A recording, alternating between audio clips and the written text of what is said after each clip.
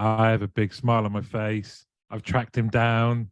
I always have a great big smile on my face when I see my next guest at any network event, because it's always guaranteed to be engaging and funny to have a chat with him. So I'm very pleased to say Paul Whymark, Chief Operating Officer at Sensee. We finally got him on. He's finally come on, get out a rap. Welcome, my friend. Martin, you are so kind. It is an honor. It's a privilege and a pleasure to be alongside you today. It's reciprocated. And like I say, I know if I'm at any kind of industry event and I spot you, I think, oh, brilliant. And I think that's quite a nice measure of you. And I go out of my way to make sure you can't find me. So well, I know. for making the effort. Well done. Elusive. And everyone else will be pleased to know we've exhausted football chat before hitting record. We did that, didn't we? We're not, our teams play each other tomorrow. I don't know if I'm allowed to say that because that may ruin the time frame of this conversation. So we might not be talking come Saturday night, but who knows? That's a nice bit of jeopardy added to the episode, isn't it? It does, yeah. We should do a wager now in front of everybody. Okay, what are you saying? I don't know. Let's make it pints rather than pounds. Okay. How many? How confident are you? Not very confident at all. I'm a Tottenham fan, so I will say, well, 3 pints. 3 pints for a win. Okay. Yeah. Okay. Yeah. So you're on 3 pints for a win. Okay. No. And everyone can see us at the bar doing this at the next event. Yeah, that's where we'll do it. We'll do it there. Yeah. If there's a free bar. Clever. Very, very clever man. So we are going to start with your storied career. Where did it all start for you? Wow. Gosh, I've got to go back to when I was 21. In fact, slightly before that. So I whilst I was at university, and absolute ideal university course career to end up in contact centers, I did drama, theatre, and film. Yeah, exactly. And I thought I was going to be an actor. That was my dream. And in my first year at university, I realized I can't act and everybody is a lot better than me. So that kind of ruined my 3 years at university, where I thought I'm going to learn the craft of being an actor. But in the summer months, so when I had sort of 12 weeks off, I used to end up in a small little insurance company. And I actually started there putting the policy wordings and the policy booklet in an envelope and folding it up and putting it through the franking machine. Before, this is before email, this is before mobile. Yeah. And about 6 weeks into one stint of doing this, I said, I'm bored of this.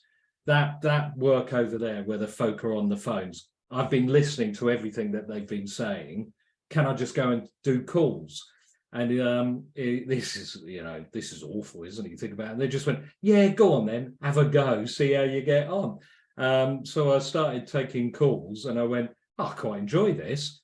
And I went back again at the end of my university career, realizing I wasn't going to be an actor. Equally, I wasn't going to work in theatre, film or television because I had pretty much zero talent in that space. I don't believe that. Yeah, rubbish. And I kind of went back to carried on in the phones, became full-time for this little insurance company that I worked at, and then just worked my way up. So, agent role, team leader role. Then I did a bit actually in marketing, and then marketing expanded into sales and marketing. So contact centers came back into my remit again. And then many moons later, so I didn't actually have direct responsibility for contact centers until probably about early 2000s. And I went and worked for Churchill Insurance before they were part of Direct Line Group. And I ran their sales call center.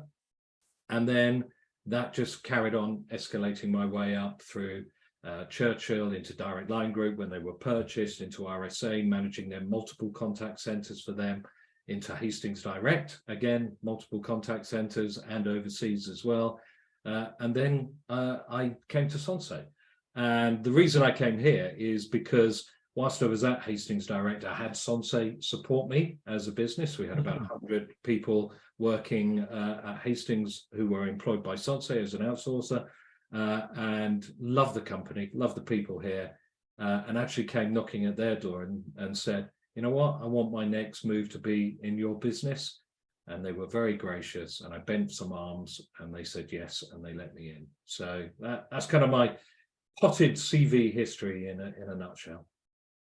I love that. And that kind of the journey then, and working with Sensee towards the end, well, from before you joined them at Hastings, has anything initially surprised you when you moved over to Sensee, just in terms of some of the key differences?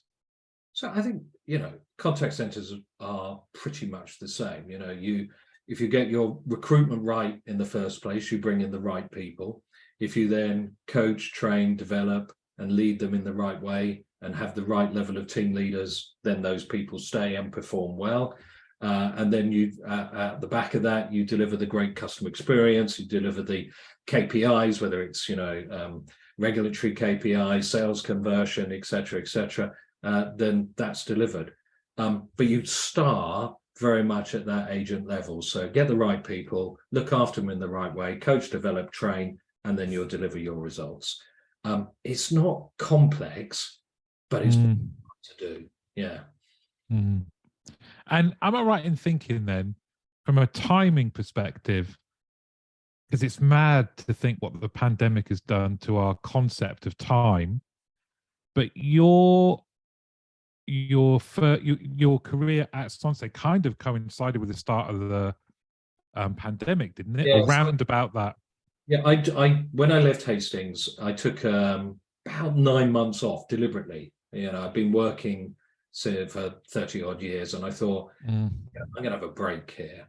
So I picked up a redundancy check at Hastings. I'd already spoken to Sensee about 3 months into my 9 months off. We agreed the date when I would start, but I pushed it out to say I want the rest of this year off. So that was in Brilliant.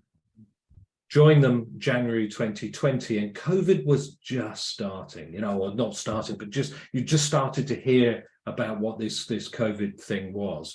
And then by March, of course, that was when we went into our first lockdown. So, and I remember those first 3 months of me calling old colleagues from other areas or contacts that I had and said, I've joined a home working organization. We're an outsourcer. We're a little different in that everybody works from home. How about it? Would you like us to come and talk to you about what we do? Is there an opportunity? Home working? No, not for us. No, too much of a risk. Not really interested in that as a way forward. Good luck though, Paul. And then of course, certainly from March and April and May, our business went crazy. Not only in terms of immediately supporting our existing clients, but also new clients coming on board, like lots of contact centres supporting Public Health England and the NHS 111 lines and all the COVID support lines. Did a lot of work in that space, but equally just working with a whole bunch of people just about what does it mean about working from home? How do you make that work? How do you deliver a home working solution in an emergency situation? Literally so admirable, this contact center industry, in the way that pretty much overnight it was delivering kit to people in their vicinities and working out their way forward to still deliver a service through the pandemic. But us being our part in supporting the industry and doing loads of webinars and loads of support stuff. And our view was, look, we've been doing this at that time for 17 years. We've got a decent knowledge about what it means to work from home. So it gives us an opportunity to share some of that, which we did very openly in lots of sessions and webinars. But it's changed certainly the dynamic for us as a business. I never like to say COVID was good for us, because of course COVID was awful and terrible and a dreadful thing for lots and lots of people. But in terms of recognizing how home working can be a successful way to run contact centers, it's certainly aided our business and I think our industry as well. I think this is better for colleagues now. Can you imagine in 2019 agents saying, I quite fancy working from home, and the majority of organizations, vast majority of organizations would have said there's no way we are doing that. And now we're in a completely different world. So around about 50% of contact centers have at least 2/3 of their people working from home for some part of the working week. That's just nuts. That wouldn't have happened. It's mind-boggling, isn't it? I can remember, and I think you guys are great. And that kind of openness and sharing and wanting to help absolutely has been applauded by many, and rightly so. But you're so right. I can remember the first time I ever met Steve, and I was a lowly minion who'd got one of the sort of back seats against the wall at a project meeting. I wasn't allowed actually at the table. I was against the wall. But he spoke with such passion and eloquence about kind of home working, and I was there I was a representative for one of the teams that might be included in a little project, and we're talking over 10 years ago this was. Yeah. And I remember afterwards, one of the guys from, I think I didn't really know him, because one of the guys from our IT team just went, never going to happen. This meeting, never going to happen. He said, I don't even know why we're thinking about it and he just listed off reasons that, like you said, before 2019 were it's lazy thinking, right? It's people just going, well, because of this, because of that, because of this, and how this has just kind of cut through that and gone, right, now we have to go home. We have to get people home. Yeah, fine, do it. It's massively. But I think the important thing here is what do people gain from it now? So after pandemic, and what people have gained is commutes are a waste of time. Let's just face it. I mean, there's a little bit, you get to listen to a bit of radio or a podcast on your car, and it's a nice wind down at the end of the day, but it's a waste of time. Okay. And the cost is there as well. So whether it's a bus or a train or your car, that's a cost, which into an agent's salary is a pretty substantial cost that they're doing there. Plus, whenever you're working in an office, despite even whether your canteen is subsidized, you're still paying for your coffees and your sandwiches and what have you. And all these things stack up. So getting rid of that and having the ability to work from home and removing that both time burden of travel and that cost burden of food and drink and travel again, this is good things for people. What the industry hasn't done yet is go the next step. So because working from home creates a greater deal of flexibility, certainly the way we look at it is use that flexibility as a means of driving engagement and improvements for your frontline teams. So we don't do the standard fixed shift pattern. We don't actually have 37.5 FTE hours. We work in a very different way. And we say to colleagues, look, we'll take the hours that the particular customer wants us to work. We'll publish that out to everybody. Some of those hours may become mandatory. So, Monday mornings, we need as many people as we possibly can on the phone. But we'll try and do it so that you then pick your own hours. You create the shift that you want to create that's right for you so that you can get this. And I always put this in this order. You get your life work balance, not the other way around, because life is damn sight more important than work. Sorry, Martin, I love the industry, but I wouldn't do it unless they paid me. Okay. So let's do that right for people. Let's get it, let them choose the hours that's right for them. Now, it's not a complete free for all. And my kind of rule of thumb there is 70% of the hours will be what you want to work, and about 30% of the hours will therefore be something that's a compromise that you have to make. Okay, so it might not be the absolute ideal, but it's not an impossibility that you can work those. And therefore, whether you're caring for elderly relatives, if you're looking after your young children who school runs and things like that, if you've got other things that you want to do, maybe you're later in life and you want to play golf in afternoons, we've got a full range of people who work for us. That is really hitting the nail on the head on making home working. What I see at the moment is we've taken the fixed shifts, or the maybe it was fixed shift patterns over 14 weeks or whatever, starting with your 8/4s through to your 1/9s.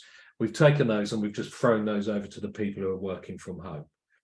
You're missing out on a golden opportunity to give your colleagues something a lot better. Plus, and this is where it's the win for the organizations, we all know that that's the call patterns in terms of their arrival. And we all know that actually most workforce management systems will operate in 15 minutes. That's probably, for a shift pattern that's a bit too tight, but every 30 minutes, you'll have a different requirement that you need to answer what your predicted call volume is going to be. So don't start your day with 12 people coming in at 9 o'clock, when by 10 o'clock you only need 7 in the space. And I know people do on one-to-ones and coaching and team meetings at that time and what have you. Why don't you just have the need for just 7 people at that point? And that's what we do. That's what we break it down into 30-minute segments. We tell the client, tell us what you need in 30-minute segments. You can change that. You can alter that on a, every 4 weeks we can do a cycle change in terms of what that requirement is. But then our people are chuffed to bits because they can then work the hours that they want. And there you get the win-win-win. We're happy because we've got a happy client. Client's happy because he's spending less money. Agent's happy because they're choosing the hours that they want to have. Yeah, it's brilliant. And in fact, I was talking to the work experience girls that 2 16-year-olds, 17-year-old were with me last week, and I was talking to them about flexibility. And we talked. I talked about you guys, and said, imagine this, because a big thing for let's think the next generation of talent that we want to attract.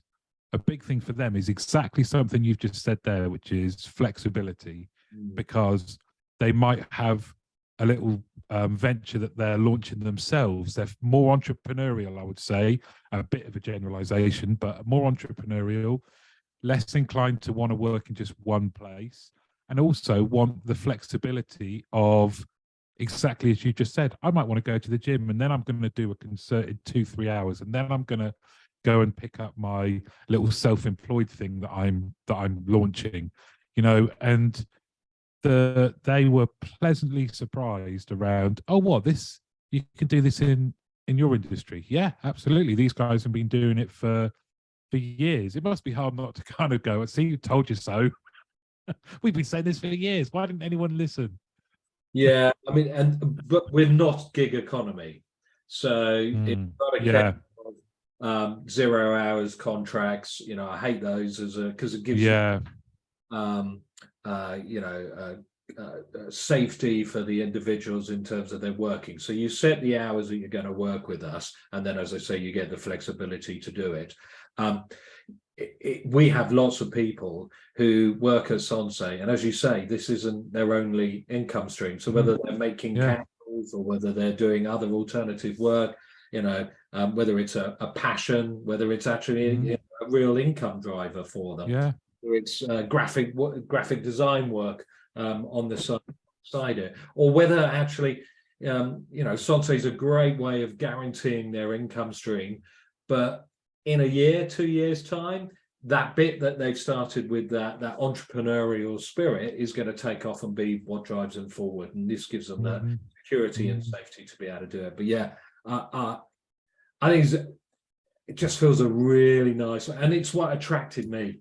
It's the values of the organization that attracted me to come and work for them. and the people and the way that we operate. And so, yeah, I love the idea of those young people. I've got 3 of them in my house who absolutely will not work the classic 37.5 9 to 5:30 jobs in the future. They're just not interested in that. They want much more flexibility in their life. Yeah. And when you think about everything that is around them, whether it is TikTok or there's no influences there saying this is a good way to live.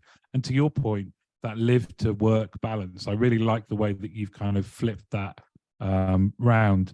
I was going to ask you actually, now that there's some distance between where we are now and the pandemic, have you seen like a revert to, or are you being approached by people that are now still are going back to going, right, we need a business case to make this work? Are you seeing that? And if so, what are some of the things that you're saying to them?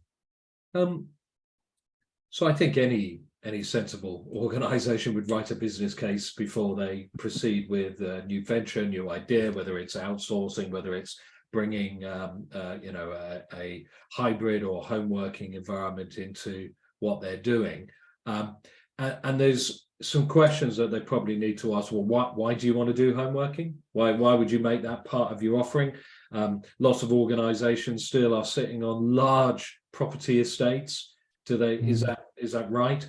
I think by not offering home working or hybrid working going forward, I think you reduce your talent pool. Whether that's hybrid, so you're still probably doing the 30-30, I call it. So it's either 30 miles, 30 minutes, whichever is the less as your commute distance around your contact center. You've got to ask, what are going to be the benefits? And I think recruitment typically is going to be it. We've been doing it for, as I said, for years, and we've always done nationwide recruitment. So I think people are now branching out to that because they're going, well, we don't have to be, doing that 30-30 circle around what we're doing now, and that drives some benefit. It probably is a little bit more in terms of improved productivity. So we've seen that by working from home, less absence, less issues in terms of other aspects of sickness, etc., or dependency leave, and an improvement in things like average handling times, and even things like sales conversion and financial results as well, because you just attract a different caliber of people. Yeah, I think there's lots of things to go through and assess to say why do you want to choose this? Why do you want to make this part of your target operating model going forward? And then how do you then build an appropriate business case to say, yeah, there are some costs. Are you going to supply kit, for example? We don't. We're a BYOD, and we're massive advocates of BYOD as a way forward. But some organizations are still supplying kit. Well, if you have a lever, do you have a process to get that kit returned? Are you going to accept as well that probably something like 20% of that kit is going to get lost in the post? You've got to build that plan out to make sure it's right for you. And I think something there you were saying as well, just around why are you doing it? And if people are looking at, because a big one for me, I was speaking to someone the other day who, I said, what's number one issue for you guys at the moment? I said, recruitment. It is just recruitment. And I said, oh, are you offering hybrid? Or I said, no, it's back to the office. Oh, why is that? And there wasn't, the answer wasn't forthcoming in terms of it is because X, Y, and Z. There wasn't really a joined up. It just, this just what the owners want. They want everyone back. Or I just thought you're missing out on potential. And that's one of the things I've always loved about you guys is you can tap into, let's say, sometimes neglected groups or undiscovered talent in certain demographics or locations, because everything is on the table for you guys. And that diversity of thought that you must gain in, I'm not surprised that you see that manifest itself in better results as well. because you've probably got a more diverse workforce than most, and that we know creates so much more positives than the alternative to that. Yeah. It is the most diverse workforce I've ever had the pleasure of working alongside. Geographically, it's literally John O'Groats to Land's End, Northern Ireland to Norfolk. It is a higher proportion of people who have some form of disability, because obviously working from home definitely provides good career options and choices for people, despite the fact that maybe they're limited in terms of their movement. So we definitely target and seek people who are fantastic, but maybe the ability to travel is more restrictive for them. Also, that shorter bursts of shift working.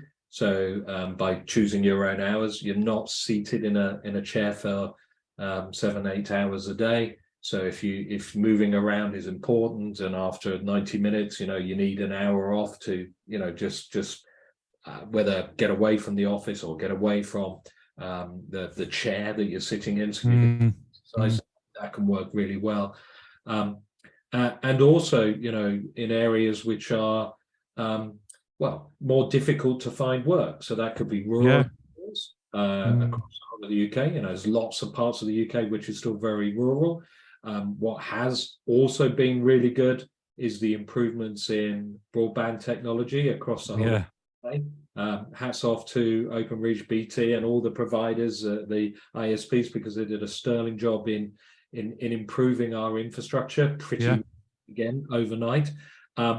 And that means that, as long as you've got a fairly decent broadband connection, you've got work with us, So there's terms like rurally disaffected areas and things like that. But I don't think it's always that. It could be just, your distance to a large urban setting where such call centres are going to be. Well, you're outside that 30-30 problem. Therefore, not be able to carry on with a career. Whereas we bring that work to them. And one of the things, we find great work and we take it to great people. And I love that as a concept as well. Yeah, because from the employee point of view, the choices and the variety that they get by working with you guys, you can just imagine, can't you? Especially where your choices maybe have been limited for any of the reasons you've just noted. All of a sudden, you're part of an organization that A, knows what they're doing with home workers better than anyone, but B, has variety, career paths. It must be brilliant for people to see, that haven't had that opportunity to then suddenly be part of it. Yeah, 2/3 of our team leader roles that we appoint are all in-house. And in fact, that number's not high enough for me. So I'll push harder on that with improved team leader development programs and manage it that way. And there are differences. There are differences in terms of leading people working from home. It's a different setup. We are a camera on organization. We make that very clear at the start when we recruit people. We will expect you to have your camera on, not when you're working and taking calls, but when you're in your coaching session, your one-to-one. And then you have a different way of engaging with people when you're having these intercam conversations, and you're looking for different nuances. So, is this someone who typically is more upbeat, but today you're not seeing that? Or is there a reason that you can see in their face that they're telling you slightly different? Harder to read actually than in a standard one-to-one meeting room at the side of the call center. So we spend time with our leadership team to identify with people, what nuances of difference do you think that there will be that you need to pick up on and understand, and then look for how you coach and support and drive differences to maybe if you've worked in a call center before and you've done it in a bricks and mortar that you wouldn't have typically needed to pick up on in quite the same way. Yeah, and that lends itself to something I was going to ask you in terms of development and training. having to develop fine tuning, if you like, of the kind of emotional intelligence of picking up on the people that you're training and developing, the recipients of it. As you say, you're not in a room with them physically, but so you're probably more you're more focused in your observation, I imagine, because you're having to really think, right, what am I getting here from this person? Whereas that might be overlooked, I guess, when you're face to face. But from a training point of view, again, thinking back to when you were running bricks and mortimer. Famous for shooting stars, his brother, wasn't it? Yeah, bricks and mortar contact centers. How is it different? What do you see that's different? So again, I'll start from a recruitment journey. So you are looking for a different, slightly different caliber of agent than maybe you would have recruited into your bricks and mortars. So the working from home, I'm not saying it's harder, because actually I think there's lots of reasons why it's easier, but there is a degree of more resilience that you need that maybe you wouldn't have in this quite the same way. So we do spend a lot of time making sure that people always feel really supported, that they've got, we have a system called Live Desk. So every minute they're in our system supporting our clients. They're also in Live Desk as well. And that's all the SME support and IT support and HR and everything all wrapped up in this sort of virtual contact center floor. However, working from home is different. So you're like, I'm in my house now, you're in your house. As soon as I close this down and I start working on something, if I get stuck, I can't just, there's no one here to turn around to just have that chat with. So having that element of, yeah, I know there's support there, but I've got to be more resilient to how I maybe would have been prior. There's a little bit of IT nonce that you need as well. You need to know if your screen starts flickering, what you're going to do to fix it. I mean, we're not looking for IT engineers, but we do say that you need probably a slightly higher level of technical knowledge from an IT perspective than maybe you had before. And then when it comes to training and developing, to be honest, then you're into pretty much the same. And we do virtualize all the training material that takes place, but we try to almost mimic some of that training and learning styles that you would have had in the standard classroom. So if you were going to turn around and start doing a whiteboard exercise, or if you're going to split teams up and you say, right, go away and think about this, you go away and think about that, you go away and think about that. Well, all the technology's there to do that. You can still do virtual boards, you can still setting people up into groups. Don't change some of the things that work really well in bricks and mortar bricks. I'm doing it myself now. Sorry. Oh dear. In your bricks and mortar contact centers, there are some really good, ways that you do that. Don't go the opposite way though, because the worst thing you can do is go, it's much easier now to use e-learning. Of course it is, and e-learning can be a fantastic way of training people, but don't flood people, like turn up day one. So here's your 7 hours worth of e-learning that you're going to So balance that as well. So you're doing the same thing that you would have done in a standard contact center by mixing your e-learning, mixing your group time, mixing your small group time, doing your sessions and wraps, and following the same principles that work very well today.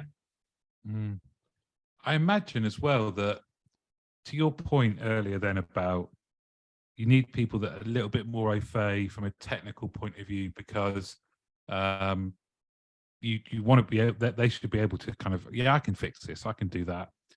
Do you find as well that your guys they're self-motivated, they're just okay to operate? Obviously you're always there, and I know from seeing it, you've shown me it live, and from Ellie was talking about it before, Live Desk, I know that's a brilliant bit of kit, so they've always got that support there.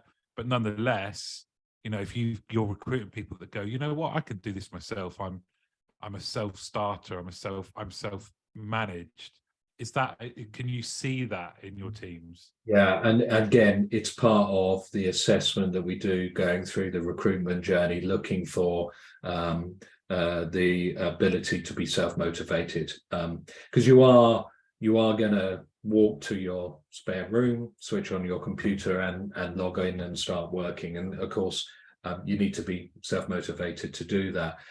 So we do that as part of our psychometric testing that we do very much at the entry to assess that people are going to be right for home working.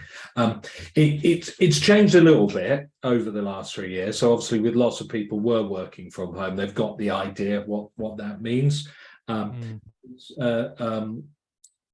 for lots of people, we're not saying, oh, have you, why are you thinking about home working? You've never done it before. Lots of people have, but it is making sure that it's right for the individual as well, that this way of working from home is different to being in a contact center. But we try to also, I accept that. I'm quite a people person. I like the interaction of folk. I like bouncing ideas off people. I like crowds, and so we have lots of team meetings, whether it's at agent level or whether it's in my level, lots of use of Teams as a means of communicating with each other. Again, always camera on, as I said. There are examples. If it's 17,000 people in the room, there's one person. No, but if we got 8 or 9 people and we're all having a chat, we're all camera on. And I think that's important. And for me, that still then gives me the ability to connect in the way that I like to connect. And I think that's important for other people as well, that they still have this element of human. And then don't lose, I like starting my meetings with a bit of a laugh and a bit of a joke and a bit of a jape and what have you. And there's to a degree, there's a little bit of, almost by working using Zoom and Teams, that format, that you're straight into the formal. Don't lose sight. We certainly weren't today. No. Well, that's me, full stop, I'm afraid, mate. But yeah, no, I think that's the best way to be, because that's how, despite the fact that there's lots of people in my organization who, the time I've been physically in the same space with them will be incredibly limited, but I've made friends for life. And it's a really nice dynamic that you get when you work. Yeah. Well, and you guys are thriving, and I'm really, really happy about that, because everyone I've met, all the time I've spent, there's just a nice atmosphere. Everyone's got this kind of a nice outlook, and you do wonder, I'm sure there's psychologists that could trace this back to the fact that you have life work the right way round, so that there's a real appreciation of the company that is allowing you to do that. Not allowing, that sounds wrong, but you know what I mean.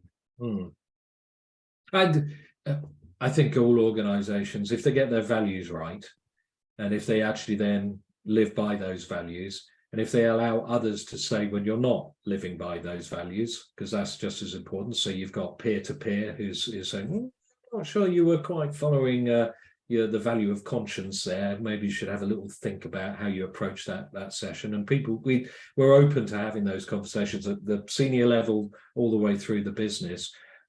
We ask our agents actually on a weekly basis to tell us who's lived the values this week and who maybe hasn't lived the values this week. So, trying to get that balance and keep that flowing. And culture in organizations is just critical. This is what attracted me to come and work here. This is why I want to be part of the Sensee family and do what we do here, because I love the culture of the organization. Now, we're not perfect, and we make mistakes, and we do things that sometimes I think, oh, I can't believe we've just done that. But you know what? That's okay, because we're not perfect. And then you accept that you've made a mistake, and you live up to it, and you own up to it, and you say, right, let's find a way to go and fix it. And then you move forward. And that's why I like working there. That's why I want to be part of this business going forward. Yeah. And Paul, this has been brilliant. I'm just wondering, just before we close, whether there's an offshoot podcast for us to be Brixton Mortimer. Maybe we could be like a double act. You just let me know which one you want to be. Well, I can't be bricks, can I? If I'm working from home, well, I guess my home's got. Okay. But we need to find a bit more of a pun, don't we? On that, we'll put our thinking caps up on that. Yeah. Tag you on it. Yeah. It could be a separate podcast. We could just talk about Brighton and Tottenham. We could. And all thought Bricks and Mortimer discuss. Yeah, I'm not sure that you'll quite get the same reach that you get for Get Out of It. Well, I don't know about that. I was going to ask as well. Do you still consider yourself a thespian? Because I think once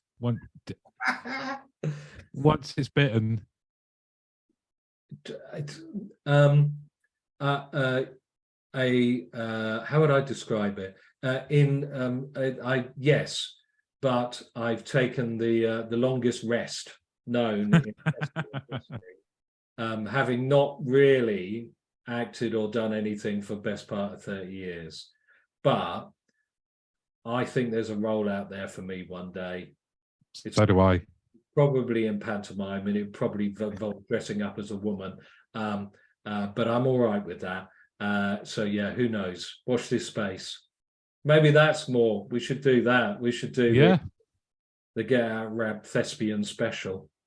Yeah, Christmas special maybe. Oh, that's perfect. The pantomime edition. Yeah. Oh, Paul. Yeah, let's do it. Paul Whymark, Chief Operating Officer from Sensee. Thank you very much for coming on. It's been brilliant, as expected. My pleasure. Thank you so much. Take care now.